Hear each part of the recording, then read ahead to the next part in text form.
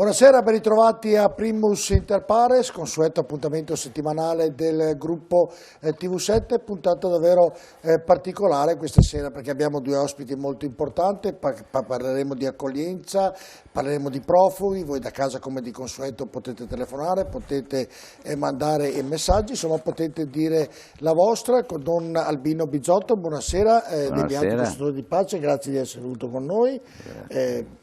Tranquilli, tutti tranquilli, sì. E Roberto Marcato, assessore regionale allo sviluppo economico, grazie anche a Roberto. Grazie a voi. Vi ricordo che siamo buonasera. In diretta Facebook, quindi potete fare domande, potete fare tutto quello che volete. In regia abbiamo Dennis che riceverà le vostre domande e i vostri messaggi, ovviamente li manderemo in onda. Tocchiamo, Don Albino, un tema scottante che è quello dei profughi. Allora, facciamo così, prima di iniziare qualsiasi tipo di ragionamento, andiamo a vedere la scheda di introduzione e poi inizieremo il nostro ragionamento, vediamola.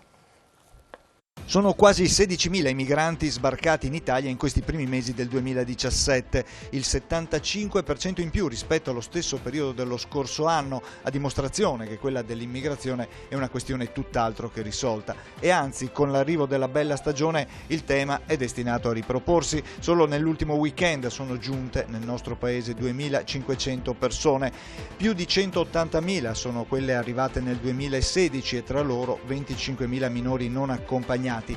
In totale sono circa 175.000 gli stranieri presenti nel sistema nazionale di accoglienza. Lombardia, Lazio e Campania sono le regioni che ospitano di più.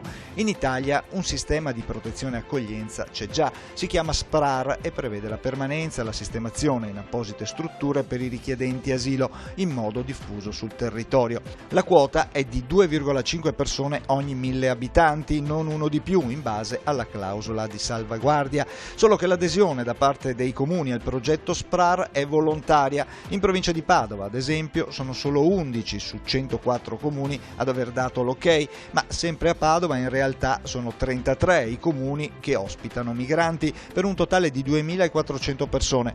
E il vero paradosso sta proprio qua: se anche gli altri 22 comuni che ospitano aderissero allo SPRAR, accollandosi così solo la quota stabilita, ci sarebbero 1.400 profughi in più, i quali sarebbero in eccesso anche se tutti i 104 comuni della provincia decidessero di aderire. Il vero rischio in tutto questo è rappresentato dall'ulteriore sovraffollamento di strutture come Bagnoli e Cona, sempre sotto i riflettori, ma al momento, a quanto sembra, le uniche soluzioni praticabili. Insomma, un vero e proprio cortocircuito da cui uscire il prima possibile.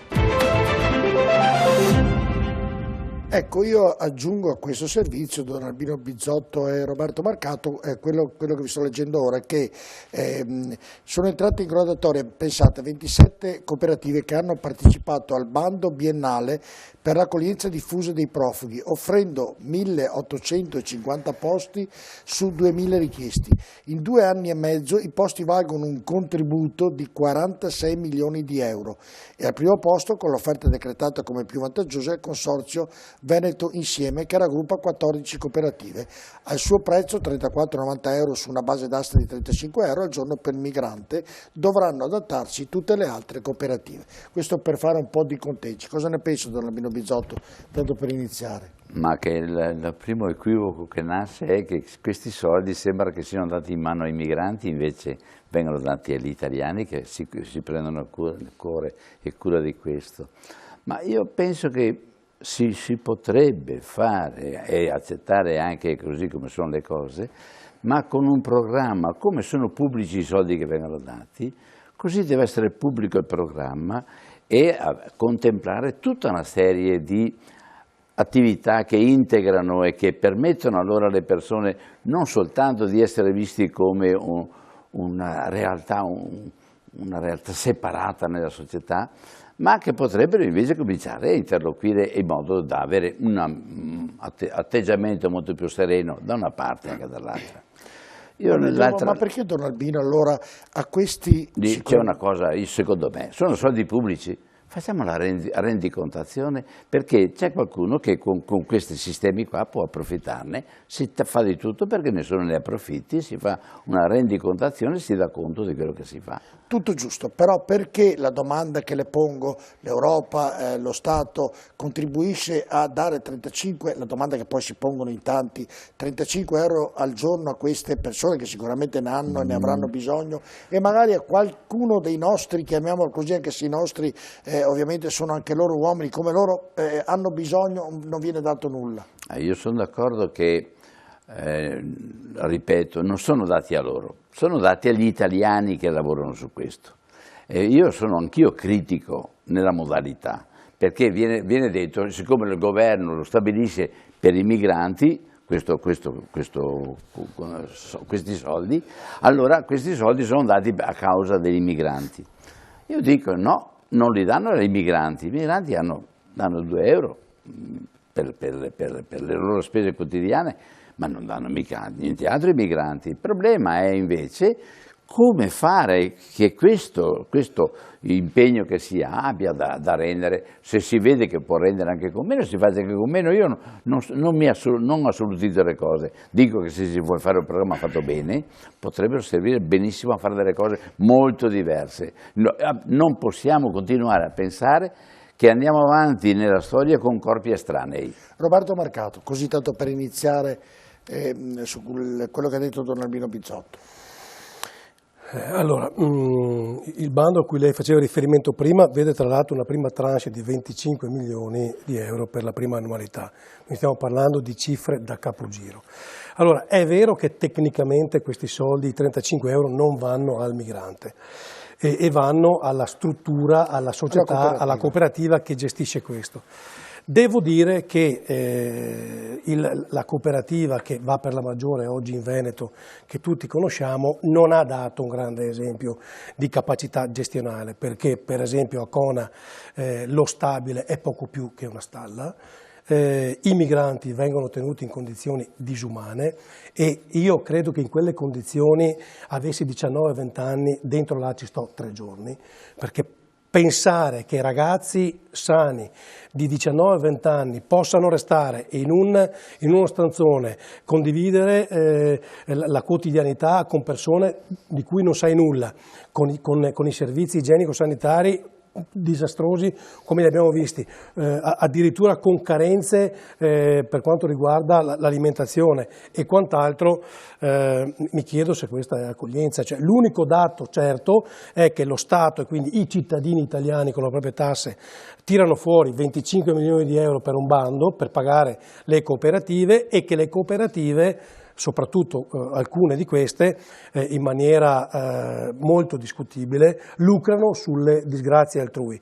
Ci sono cooperative che sono passate da 100.000 euro di fatturato a 10 milioni di euro, quindi stiamo parlando di cifre veramente inaccettabili. Ma lo Stato dovrebbe essere vigile di queste Allora, guardi, oggi finalmente... O anche la Regione, Roberto Marcato, dovrebbe finalmente oggi Gentiloni, con un atteggiamento di grande onestà, ha detto quello che era evidente a tutti noi. E lui ha detto una frase, ha detto: neanche Mago Merlino sa risolvere questo problema. Per anni noi l'abbiamo posto e ci hanno risposto dicendo: siete razzisti, non capite nulla, come se il problema fosse il colore della pelle. Solo un cretino oggi può pensare di discriminare un altro essere umano per il colore della pelle, per la tendenza sessuale, per il credo religioso o per altro. Solo un cretino. Detto questo, è del tutto evidente che un'accoglienza di questa natura non serve a nulla. A, perché costa cifre assurde allo Stato italiano. B, innesta situazioni di delinquenza che vanno ad aggiungersi a situazioni già difficili che ha il nostro Paese. E terzo elemento, che non è quello meno importante, che non si dà nessuna prospettiva a queste persone che arrivano qua. Cioè noi li facciamo arrivare, li facciamo entrare dentro una cooperativa, dopodiché ci giriamo dall'altra parte e questi vanno dove devono. Allora primo è inutile regalare sogni quando non si possono mantenere le promesse. Vanno fatti dei campi di riconoscimento di queste persone in loco, in Libia. Gentiloni ha detto che hanno chiuso gli accordi con la Libia. il vostro servizio prima ha detto che più 75% rispetto allo stesso periodo dell'anno scorso, non mi sembra che questi accordi funzionino molto, là vanno fatti questi campi di riconoscimento, chi è profugo, chi ha la possibilità di avere lo status di profugo. Però ci vorrà del tempo, viene marcato per fare questo. Attenzione, però sono 20 anni che diciamo che ci vuole del tempo. Guarda, vi faccio vedere un'immagine, volevo mandarla più avanti, però voglio anticipare perché davvero sono rimasto impressionato. Oggi, sapendo che avevamo come TV7 organizzato questa trasmissione, ovviamente c'è stato un interessamento dagli abitanti di Agna, di Bagnoli, di Cona, e c'è stato anzi dei telespettatori che ci hanno mandato oggi, ci hanno mandato questo filmato, guardatelo un po', è molto corto, però è uno in bicicletta che ha guardate cosa ha dietro in bicicletta questo signore qui, guardate, non vi dico perché ci sono i commenti sotto ovviamente, però guardate com'è la situazione, avete visto, adesso lo rivediamo, l'hai visto Roberto Marcato, sì, una nutria, l'ha visto Don Albino Bizzotto, e anche una nutria, eccola lì, guarda, vede sul portabagagli, è proprio fatta oggi questa e quindi è di pochi, adesso brava la regia che ha fatto il fermo immagini, cioè delle cose davvero, dove la porterà, dove la porta, la cucinerà, in quali condizioni verrà mangiata questa nutria, esatto, e allora anche queste cose qua, vogliamo porci il problema, perché adesso e ripeto, sta litania del razzismo ormai ha stancato tutti. Nel carcere di Padova oltre il 70% dei carcerati non è italiano. Tutti mi dicono sì, ma guarda che anche gli italiani delinquono. Perfetto, allora visto che noi abbiamo la criminalità organizzata, abbiamo mafie, abbiamo la corruzione, abbiamo di tutto di più, è proprio il caso di importare ulteriore criticità a quella che già noi abbiamo. Giusto, però finché non si sistema che terranno sì, ho capito, non lo possiamo, a un certo punto un paese deve assumersi le responsabilità. Voi vi ricordate quando io stesso qualche anno fa dicevo l'Europa di fronte a questo tema è assolutamente inefficiente e lascia l'Italia da sola a gestire qualcosa di epocale, perché non è che con le dichiarazioni possiamo pensare che persone che vivono la guerra o vivono la fame non vogliano scappare, no? Quindi ci sarà un esodo epocale. Su questo ci deve essere l'Europa che interviene in maniera seria, concreta. Tutti ci dicevano sei anti-europeista. Io me le ricordo perché ho le registrazioni delle interviste e tutti quanti no, l'Europa invece fa bene solo. Oggi tutti dicono che l'Europa in realtà ha fallito. Non è che possiamo sempre dire sì, ma intanto cosa facciamo? Perché noi le soluzioni e le avvertenze per l'uso le avevamo date. Siamo stati inascoltati, oggi paghiamo lo scotto di una classe dirigente assolutamente incapace e miope di fronte a questi problemi. Questo è il tema. Il problema è che l'Europa sta saltando su questa cosa qua, nel senso che di fronte a un fenomeno che non era né preventivato, io volevo anche domandare, ma il fenomeno in quanto tale, pensate che ci sia qualcuno che ci fa la manovra, che ci rimanda, che fa... No, perfetto, allora sono perfettamente... Secondo elemento, possiamo rinunciare a un atteggiamento umano? Prima ho ascoltato, possiamo rinunciare a un atteggiamento umano? No. No, assolutamente. Perfetto. Possiamo tentare di distribuirlo il fenomeno? Perché il problema che abbiamo, sia per le nascite, sia per la necessità che abbiamo di una popolazione sempre più vecchia e di rinnovare altre cose, ma anche per la realtà che abbiamo. Ho guardato, sapete quanti sono gli italiani che sono andati fuori a vivere fuori all'estero quest'anno? Guardavo il Corriere di domenica scorsa, sapete i connazionali che vengono controllati dal Ministero perché per le votazioni e tutto, sono 4.975.299 gli italiani che sono andati a vivere fuori.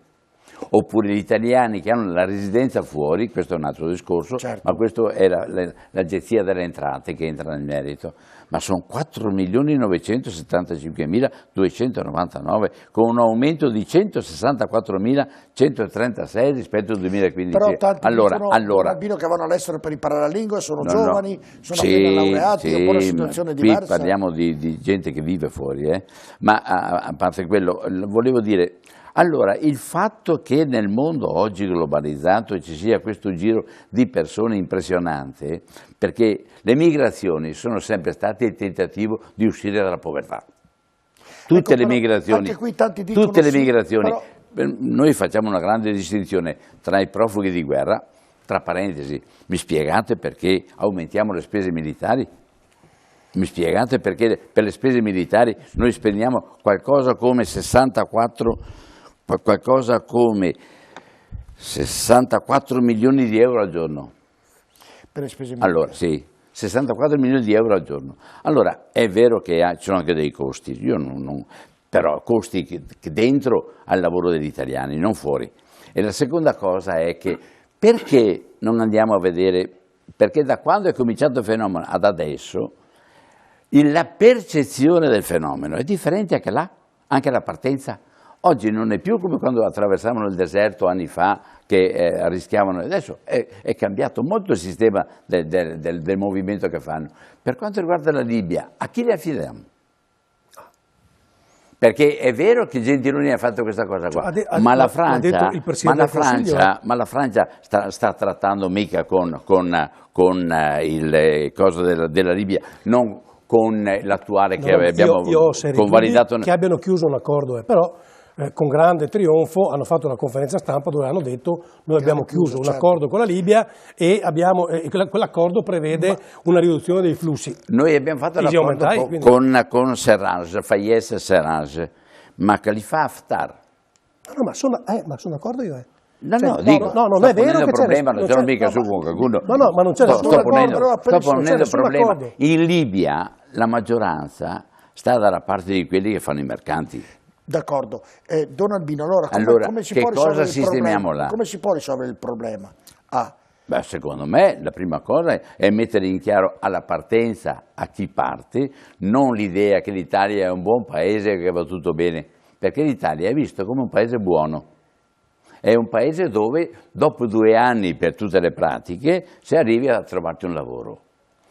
C'è un altro aspetto, la gente si muove non in base a quello che noi dichiariamo, io accetto i profughi di guerra e gli altri si muovono lo stesso, se li accettano, ma si muovono lo stesso, perché per il lavoro, per la sopravvivenza, per tentare di fare qualcosa per la famiglia, insomma io ho letto un articolo di Fabrizio Gatti che seguiva sempre le persone ed è interessantissimo il modo in cui pone il problema. Dice: ma perché non andiamo dal punto di partenza a vedere che cosa hanno in mente loro, che cosa vogliono? Fermo lì, allora hanno in mente, le faccio una domanda proprio riguardo a quello che sta dicendo lei. Allora hanno in mente, oggi leggevo tra le cose che un profugo, anzi una profuga, era una donna profuga, per imbarcarsi nel barcone, in quei maledetti barconi, chiamiamoli gli sfruttatori, quelli che guidano i barconi, volevano 5.000 euro a testa. Uno si è posto, ma la prima domanda uno fa, al di là che con 5.000 euro uno può prendere l'aereo e arrivare più comodo del barcone, no? Vabbè, dovrà nascondere. Tenendo conto che vivono con 2 euro al giorno. Sì, dovrà nascondere perché non è in regola. Ma dove li trovano questi 5.000 euro per attraversare il mare questi profughi, Don Albino? Parlo di 5.000. Ho capito che dovranno venire di nascosto perché lì non hanno i documenti in regola, tutto quello che è giusto. Ma dove li trovano 5.000 euro? Generalmente non è vero che vengono immediatamente dal paese di partenza in Libia, hanno da passare attraverso le forche caudine per arrivare, devono lavorare, vengono ricattati, vanno a vivere da bestie. No, ma le ho fatto questo perché non è un giro di soldi impressionante che va al di là del lato umano. Perché viene detto che ci impiegano 4 settimane, 3 settimane, viene detto, però di fatto meno di un anno per arrivare non ce lo perde nessuno. C'è un tema però che Don Albino prima ha toccato, su cui io vorrei ritornare. Cioè, lui diceva, se non ho capito male, posto che la migrazione c'è sempre stata, teniamo conto che noi abbiamo un problema di natalità e abbiamo un problema anche di lavoro, di certi lavori.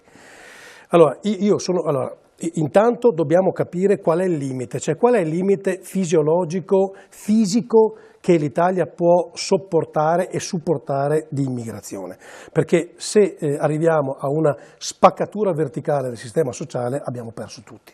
L'altro elemento è che Perché oggi in Italia non si fanno figli? No, non perché la gente si diverta a non farli, ma perché non ci sono politiche per la famiglia adeguate. Tipo i paesi del Nord Europa. Ecco, tipo i paesi del Nord Europa, dove una parte consistente del PIL e delle tasse viene dedicata alle famiglie, e quindi tu hai una serenità diversa, per cui la donna che mette al mondo una creatura non ha il problema di rimanere o di perdere il posto di lavoro, perché c'è un sistema sociale di welfare che consente a lei di ritornare poi tranquillamente al suo posto di lavoro, visto che oggi è anche l'8 marzo.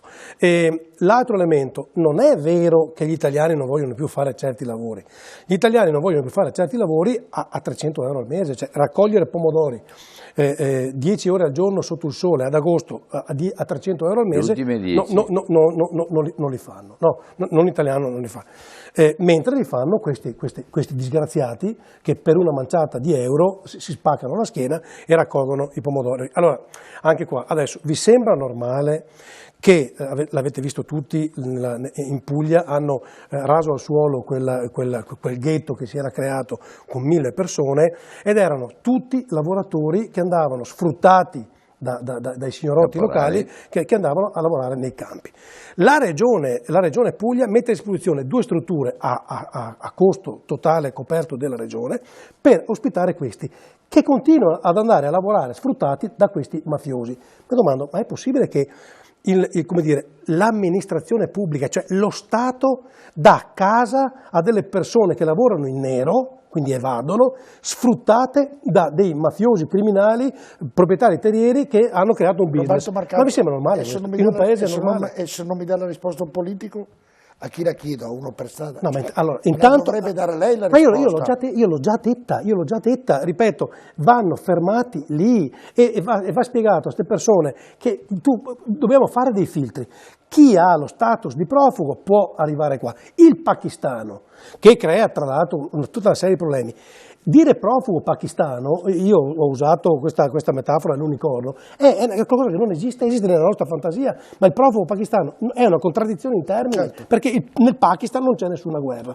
Dopodiché mi dicono, sì, ma attenzione, perché facciamo distinzione fra scappare dalla guerra o scappare dalla fame, sempre morte sicura è. Sì, ho capito, ma siccome i trattati internazionali sono fatti perché gli stati di diritto possano esistere in equilibrio, se tu non rispetti questi accordi fra gli stati, rischi di mettere in disequilibrio il sistema stesso. Allora dico, siamo disposti a mettere in disequilibrio il sistema occidentale a favore di un altro sistema che ha dimostrato tutta la sua debolezza? Ma secondo lei Trump in questo momento riuscirà a fermare come ha detto che fermerà? Cioè, la mia domanda è un'altra. Bisogna chiederlo a Clinton che ha fatto il muro, non lo so. Se crediamo che il fenomeno non dipende dalla malizia di qualcuno, ma dipende dalle necessità delle persone, le motivazioni che hanno le persone, perché hanno fatto il muro non con Trump, anche prima hanno fatto il muro. Clinton ha fatto Trump. No, Trump non ha fatto nessun muro. Oh, bravo. Il muro che esiste oggi l'ha fatto Clinton. Certo, e Obama, grande detentore e difensore dei diritti di tutti, non l'ha mai buttato giù. Poi le cose vanno dette. Ha giocato all'interno anche lui delle possibilità che aveva, comunque qualche tentativo per il lavoro. Io fossi stato Obama, per esempio, l'uomo dei diritti, per il lavoro ha lavorato, l'avrei buttato giù. Ha fatto parecchio Obama, per il tentativo di dare una sanità diversa ha lavorato, poi limitato. Però l'ha lasciato anche lui, insomma. Beh, no, ma comunque va bene. Demeriti di ogni presidente, però il muro c'è. Non do un giudizio. Il muro è l'emblema della divisione fra paesi. La mia domanda era un'altra. Non abbiamo l'impressione che questo sommovimento generale del mondo che va verso una globalizzazione dell'informazione, perché quello che ha mosso molto, io sono stato in Africa pochissimo, ma ho visto che il salto, per esempio in Congo, dove non c'erano più neanche le strade, i telefonini hanno funzionato a un livello che ha mosso tutta la realtà del Congo.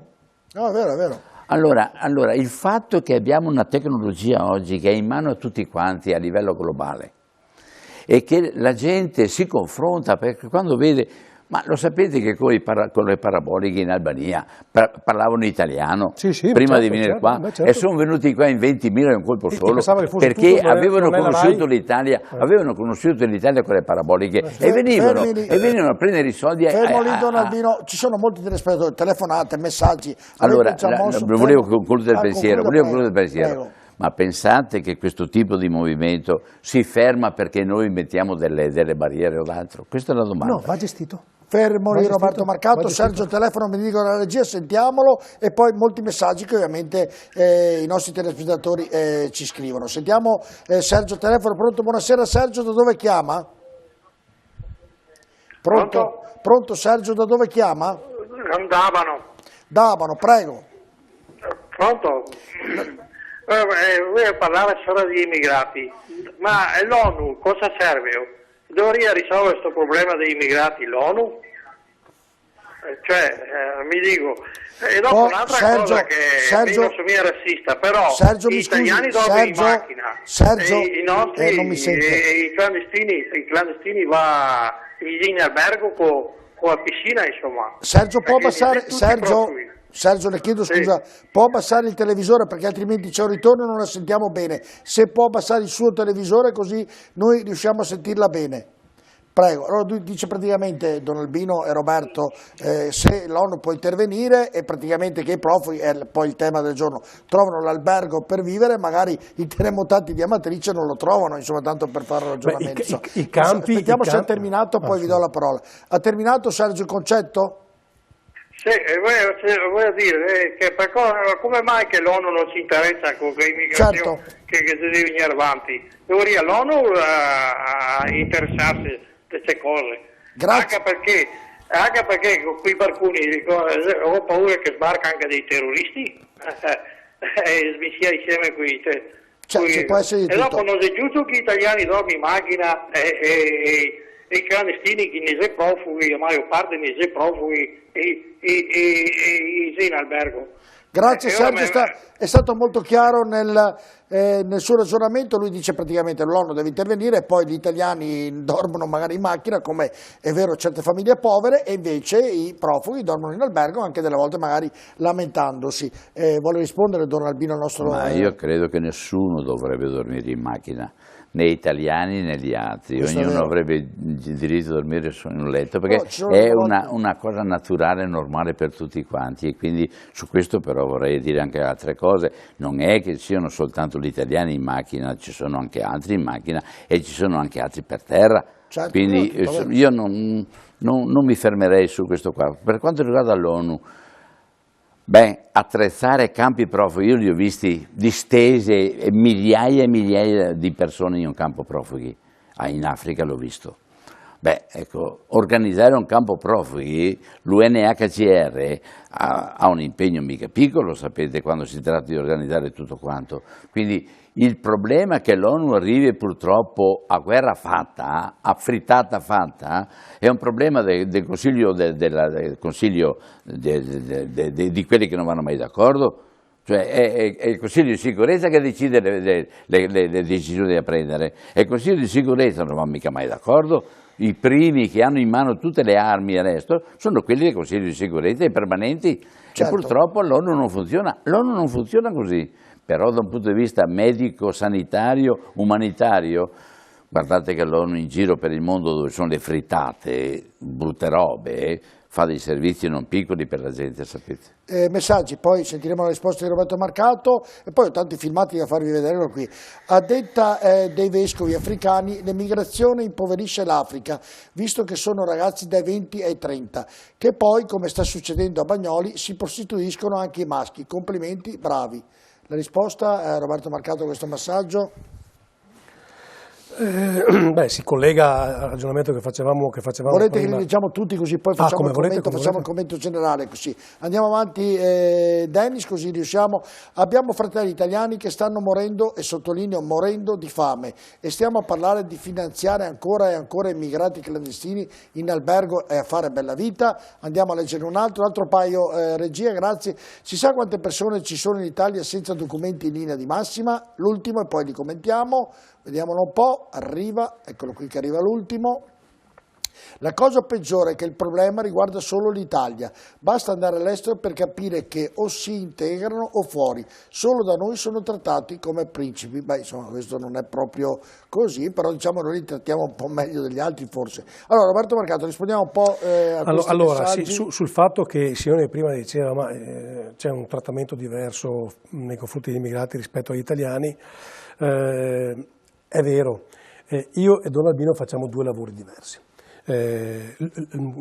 Lui ha, tra virgolette, il dovere per mandato di non fare nessun tipo di distinzione, cioè per lui un bisognoso è un bisognoso. Però lui dice, Don Albino me lo diceva prima di entrare in studio e ragionando dice, non io perché sono prete, tutti dovremmo avere questo mandato. Attenzione, la pietas cristiana è un patrimonio che dovrebbero avere tutti, che dovrebbero avere tutti, e quello è un paio di maniche. Dopodiché lui fa un lavoro, io amministratore ne faccio un altro. Siccome le risorse che io ho a disposizione sono quelle e sono limitate, io devo fare delle scelte. Ho 100.000 euro, faccio un esempio, da dare per i servizi sociali. Ho 20 italiani e 20 immigrati e con 100.000 euro io accontento 15 di questi. Io, amministratore, devo fare una scelta. A parità di disagio io mi devo preoccupare prima dei miei cittadini. Non c'è nulla da fare, perché poi i soldi pubblici sono dati dalle tasse dei cittadini, cioè da quelle persone che lavorano qui da anni e che contribuiscono al welfare, al sistema sociale, alla ricchezza del nostro paese. È questa la differenza sostanziale, cioè io se avessi risorse illimitate non farei nessuna distinzione, perché ripeto, un cretino può fare distinzione per la provenienza, per il colore della pelle. Perfetto. Il tema è che con le risorse che abbiamo io devo fare una scelta. Allora perché Don Albino i profughi ricevono, non loro, le cooperative ricevono i soldi, le cooperative per trattarli come li trattano a Cona poi. Ma allora non parliamo di profughi, parliamo di mancanza di organizzazione della politica per quanto riguarda questo settore, e diciamo che alle cooperative è stato dato un mandato di un certo tipo che non è stato svolto, ma non c'entrano niente quelli che arrivano. Questo non c'entrano niente, certo. Allora per me va benissimo rivedere la modalità, per me va benissimo.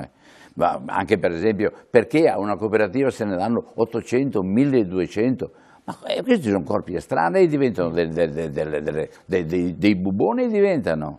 Questo, ma non per la cattiveria della cooperativa, ma perché il fatto in quanto tale è... Poi sai, quando c'è la commistione fra cooperativa e politica, perché al Cara di Mineo, secondo il Fatto Quotidiano, non venivi assunto se non ti facevi la tessera dell'NCD, e al tempo il segretario dell'NCD era anche il ministro dell'Interno, che è quello che nomina i prefetti, voi capite che c'è qualcosa che non funziona. Cioè, quantomeno una cooperativa dovrebbe essere lontanissima dalla politica. Il titolare della cooperativa che oggi gestisce quasi tutti i profughi del Veneto era l'ex responsabile del bacino Padova 3, Burile. Non sono io neanche mio padre. Io volevo però ritornare... lui ha delle commistioni politiche pesantissime, allora, altrimenti qua tutti colpevoli, nessuno è colpevole. Volevo tornare su un concetto che è venuto fuori prima. Pubblicità, poi abbiamo tempo per terminare. Vuole farlo rapidamente ora o dopo la pubblicità? Come volete. Allora facciamo la pubblicità, poi al rientro Don Albino spiegherà il ragionamento che aveva iniziato Roberto Marcato. Rimanete con noi perché abbiamo dei servizi davvero incredibili da farvi vedere, che abbiamo raccolto oggi a Cona. Abbiamo intervistato ovviamente i profughi, abbiamo intervistato i sindaci, quindi rimanete con noi, potete mandare messaggi, potete telefonare e vi ricordo che siamo anche su Facebook, a tra poco.